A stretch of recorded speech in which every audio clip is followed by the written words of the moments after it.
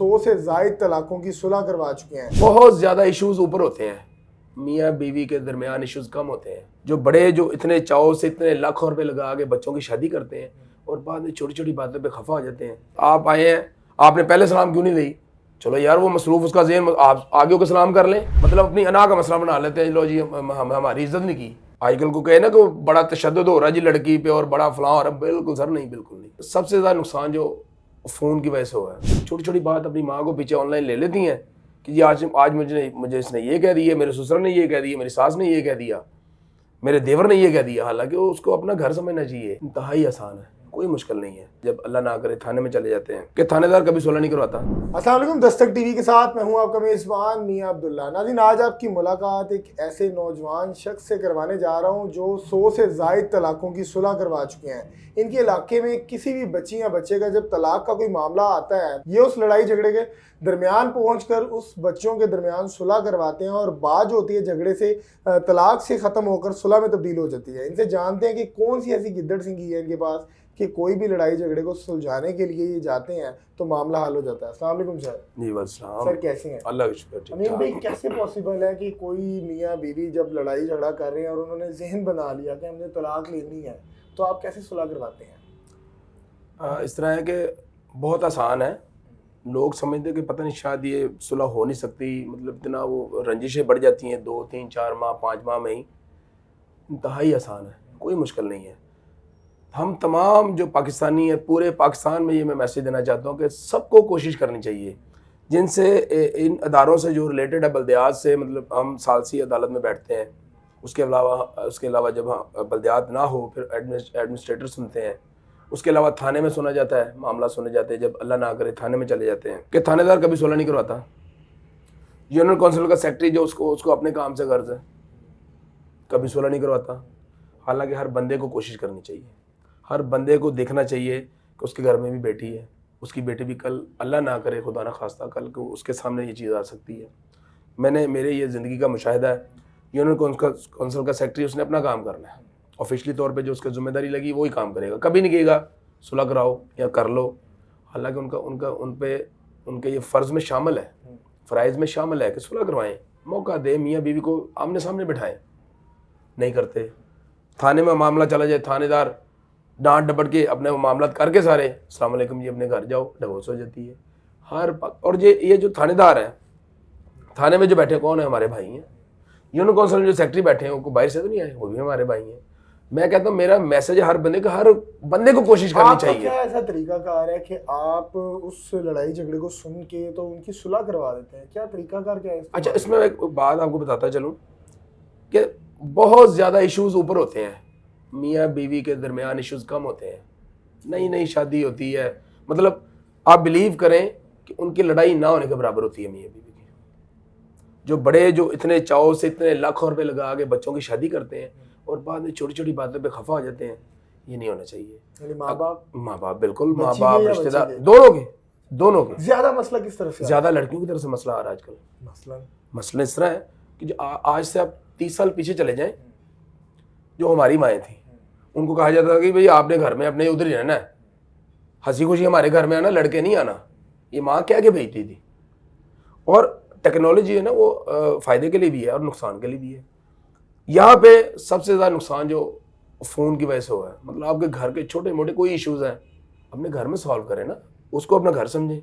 छोटी छोटी बात अपनी माँ को पीछे ऑनलाइन ले लेती हैं कि जी आज मुझे इसने ये कह दिया, मेरे ससुर ने ये कह दिया, मेरी सास ने ये कह दिया, मेरे देवर ने ये कह दिया। हालांकि उसको अपना घर समझना चाहिए।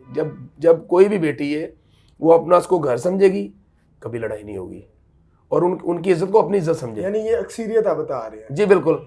अच्छा, नबी करीम सल्लल्लाहु अलैहि वसल्लम ने, आपको पता है बीबी फातिमा को क्या फरमाया था कि आपने हज़रत अली की जो गुर्बत है उसका शिकवा नहीं करना मेरे साथ आके, जो 2 जहान के मालिक हैं। और आज हमारी बेटियां बजाय ससुराल में जाके माँ बाप की इज्जत बनाने के, वो कहती जी आज मुझे खाना नहीं मिला, आज मुझे फ़लाँ चीज़ नहीं मिली, आज मैंने फ़ोन नहीं लेके दिया, आज मैं फ़लाँ चीज़ नहीं लेके दी, फ़लाँ चीज़ नहीं लेके दी। जिनके हम उम्मती हैं उनका ये मैसेज है, जो 2 जहान के मालिक हैं उनका ये मैसेज है कि बेटियां अपनी गुर्बत का इजहार ना करें, अल्लाह ताला की ज़ात बरकत दे देती है। ठीक है। दुआ करें जिससे सारी दुनिया को देता है। किस तरह आप हैंडल करते हैं? अच्छा, उसमें ये है कि इनकी छोटे छोटे मामला होते हैं जी, कोई बड़े इश्यूज नहीं होते, छोटी छोटी बातें। मिसाल के तौर पे आप आए हैं, आपने पहले सलाम क्यों नहीं दी?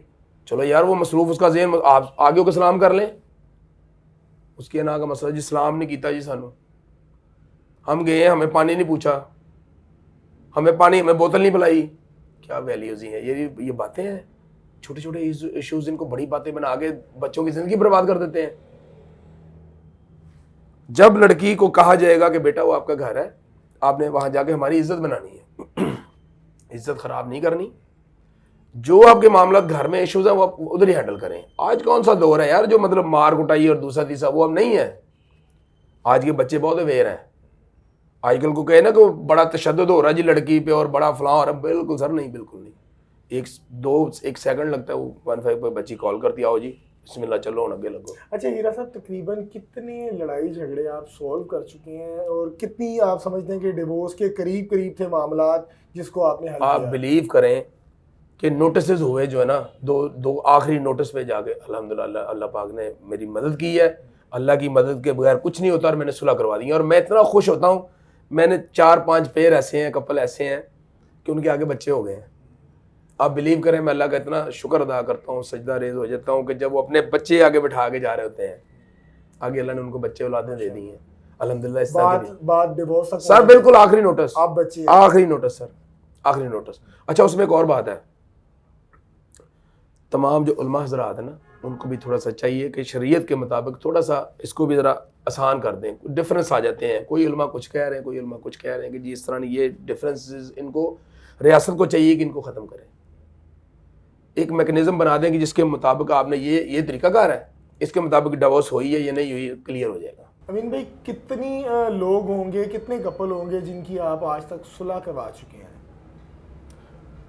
अल्लाह की ज़ात की मेहरबानी है, बिलीव करें, खुदा की कसम, मैं आज भी गया हुआ था मामले में, आज भी गया हुआ था, कोशिश कर रहा हूँ। उनका बिल्कुल ख़राब हुआ पड़ा है मामला, लेकिन कोशिश कर रहा हूँ, अल्लाह ताला की ज़ात मदद करेगी और बेहतरी आ जाएगी।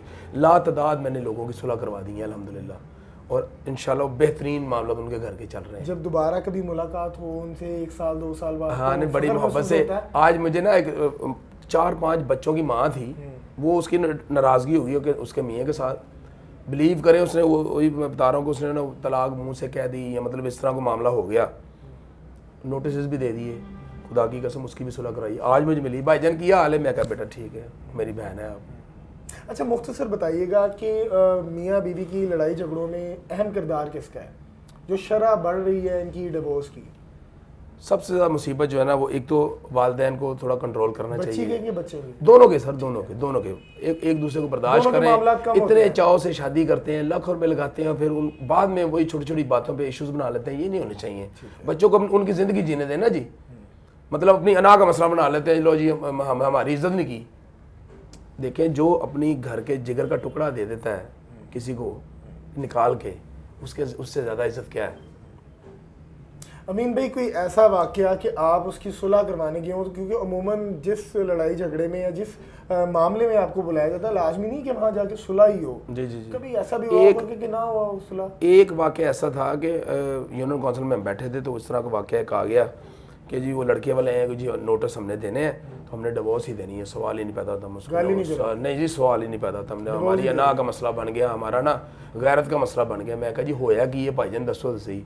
उन्होंने कहा जी कुड़ी ने साढ़े मुंडे ने फैंटी लाती है, लड़की ने। जी जी जी जी जी जी। वो हुआ इस तरह है कि वो लड़की थी, वो शायद वो जूडो कराटे की मास्टर थी, ब्लैक बेल्ट थी। अच्छा, हाँ जी, क्या मामला? हाँ जी। वो लड़के ने समझा कि शायद पता नहीं कोई ऐसी मतलब आसान लिया, उसको इजी लिया।